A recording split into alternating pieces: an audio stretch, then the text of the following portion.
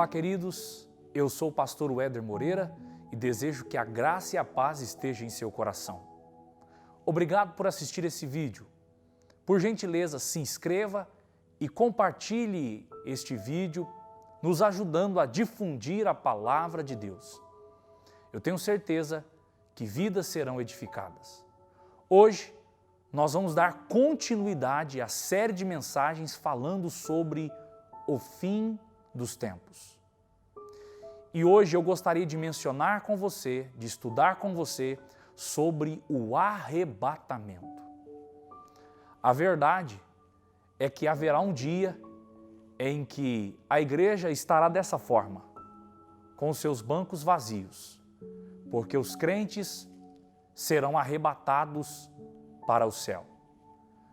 Nós vamos pensar um pouco sobre este assunto, porque eu julgo ser muito importante para a nossa vida espiritual e vida prática atual. Quando você estuda a Bíblia Sagrada, especialmente essa doutrina bíblica sobre o fim dos tempos, você percebe que logo após o princípio das dores, o segundo evento que ocorrerá é o arrebatamento da igreja. O arrebatamento da igreja é, portanto, o segundo evento dentro da cronologia profética da consumação dos séculos. O que é o arrebatamento? Uma das promessas feitas por Jesus, quando ele aqui esteve na terra, está em João no capítulo 14, versículos 1, 2 e 3. Ele disse para todos os seus discípulos que não deveríamos turbar no nosso coração, mas crer em Deus e também crer nele. Porque ele iria para o Pai, para o céu, e prepararia um lugar para nós. Essa promessa feita por Jesus, de que um dia nós estaríamos com ele no céu, é a promessa do arrebatamento. Este evento, chamado arrebatamento, é um evento singular. A Bíblia mostra que o arrebatamento se dará entre Jesus e a sua igreja. Arrebatamento, na verdade, é o encontro que nós, enquanto igreja, saindo da terra, nos encontraremos com Cristo nas nuvens, nos encontraremos com Cristo nos ares. Esta foi a promessa que Jesus fez para os nossos corações. Como Jesus virá arrebatar o seu povo? Observe, em primeiro lugar é preciso entender que o dia e a hora ninguém sabe dizer. O dia e a hora em que o arrebatamento acontecerá, ninguém na terra e ninguém no céu, senão o próprio Deus, sabe nos dizer. Ou seja, é por isso que Jesus nos incentiva e nos exorta a ficarmos em vigilância, porque aquele dia, aquela hora, ninguém sabe. O arrebatamento é para nós um momento reservado na história que nós não saberemos o momento em que acontecerá. Em segundo lugar, Jesus disse que ele viria buscar o seu povo, a sua igreja, como um ladrão na noite. É interessante que Jesus vai utilizar essa figura de linguagem, mostrando que da mesma forma que ninguém consegue prever a chegada de um ladrão, da mesma forma ninguém conseguiria prever a chegada dele para arrebatar o seu povo para o céu. É importante que eu e você, então, saibamos dessas verdades espirituais concernente ao arrebatamento. Como será a mecânica do arrebatamento? Em primeiro lugar, quando você lê em 1 Tessalonicenses, capítulo 4, versículo 16, você percebe que o Pai proclamará no céu o dia do arrebatamento. Ele vai dar sua palavra de ordem Ele vai dar a sua palavra de ordenança dizendo, é hoje. Imagine só como será a preparação no céu quando o Pai se manifestar e dizer, é hoje o dia que o meu Filho Jesus irá nas nuvens arrebatar o meu povo na terra. A Bíblia diz em segundo lugar que após essa palavra de ordem do Pai, Jesus descerá nas nuvens e nos esperará nas nuvens. Isso está lá em 1 Tessalonicenses 4,17. Em terceiro, os anjos o acompanharão.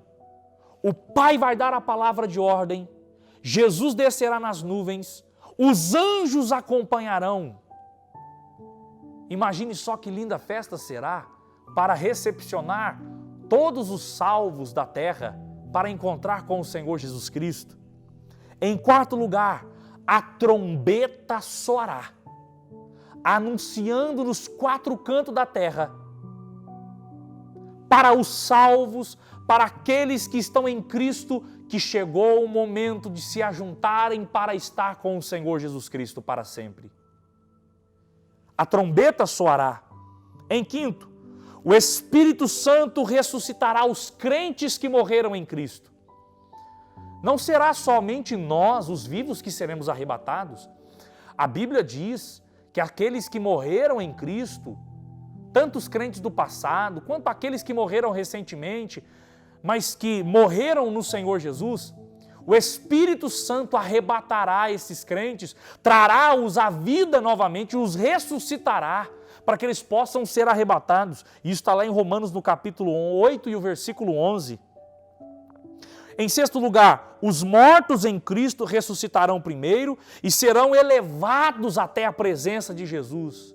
Nós, que estivermos vivos, iremos depois, é o sétimo aqui, os crentes vivos serão transformados e arrebatados.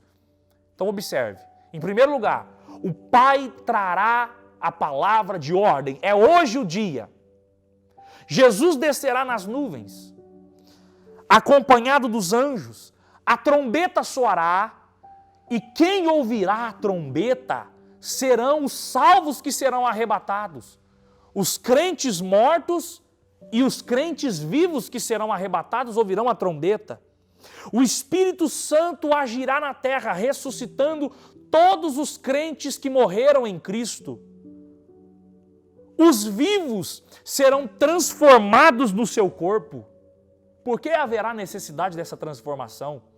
Porque este corpo nosso, ele está revestido de corrupção.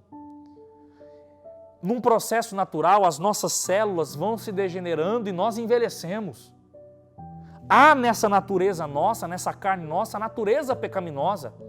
Para estarmos para sempre com o Senhor nos céus, este corpo precisará ser passado por uma transformação. Paulo diz lá em 1 Coríntios, no capítulo 15, versículos 51 e 52, que nós seremos transformados num abrir e fechar de olhos ante a trombeta de Deus. Nós seremos elevados, os nossos corpos serão transformados. Muitas pessoas me questionam a respeito deste corpo transformado e glorificado. Pastor, como será? O nosso corpo transformado será a semelhança de Jesus depois que Ele ressuscitou.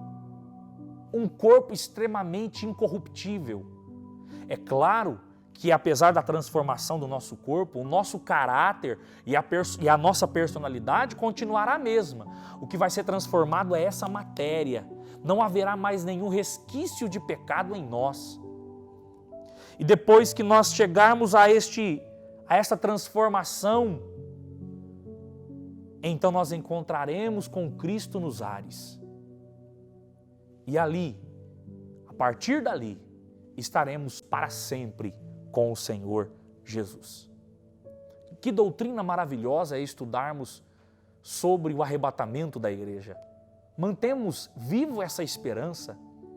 Pode ser inclusive hoje a volta de Cristo, o arrebatamento da igreja. O meu desejo e a minha oração tem sido para que nós, como pregadores, ministros da palavra, venhamos anunciar esta verdade gloriosa em nossos púlpitos. Quem subirá no arrebatamento? Esta é uma pergunta natural daqueles que ouvem falar sobre este assunto. Quem subirá no arrebatamento? Preste atenção.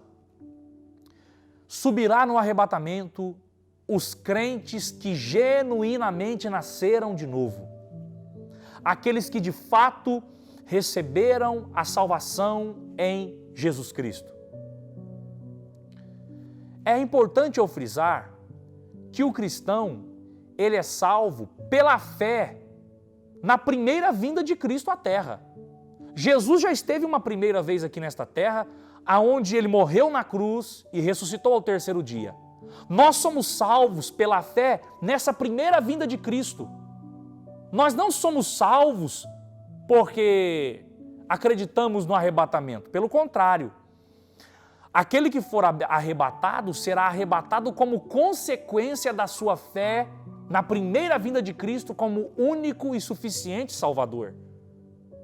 E isso é importante porque existem pessoas que pensam que a salvação será uma espécie de segunda, o arrebatamento será uma espécie de segunda salvação. E não é isso que a Bíblia ensina. Nós somos salvos porque cremos que Jesus veio uma primeira vez, morreu e ressuscitou por nós. O arrebatamento da nossa vida é uma consequência da nossa fé nesse primeiro evento, da primeira vinda de Cristo. Quem será arrebatado, pastor? Será arrebatado os crentes que genuinamente nasceram de novo. Você já nasceu de novo, você é uma nova criatura. O Evangelho não veio para melhorar a nossa vida, ele veio para mudar a nossa vida. Melhora, a gente encontra em muitas coisas na terra, mas mudança, somente o Evangelho de Jesus Cristo pode nos transformar e nos mudar. Quando nós aceitamos Cristo de verdade e nascemos de novo, nós nos tornamos nova criatura. As coisas velhas passaram, eis que tudo se fez novo. Nós, na verdade, somos mudados em outra pessoa. Você nasceu realmente de novo? Quem será arrebatado? Aqueles que genuinamente aceitaram a Cristo como seu único e suficiente Salvador. A Bíblia diz lá em Efésios capítulo 1, versículo 13 e 14, que quando nós aceitamos a Cristo, o Espírito Santo passa a habitar em nós e ele passa a ser o selo na nossa vida. O que é o selo? O termo selo ali era, na verdade, o sinal que uma pessoa colocava num objeto que ele acabava de adquirir, de comprar. Suponhamos então que eu fosse comprar esse tablet. Eu colocava o selo de que aquele tablet, a partir daquele momento que eu paguei o preço, ele pertencia a mim, eu era o proprietário daquela mercadoria. A Bíblia diz que o Espírito Santo em nós é o selo, é a prova de que nós pertencemos a Ele, de que nós somos propriedades exclusivas dEle. Quando Jesus vier para arrebatar a igreja, Ele só irá levar aqueles que são propriedades suas.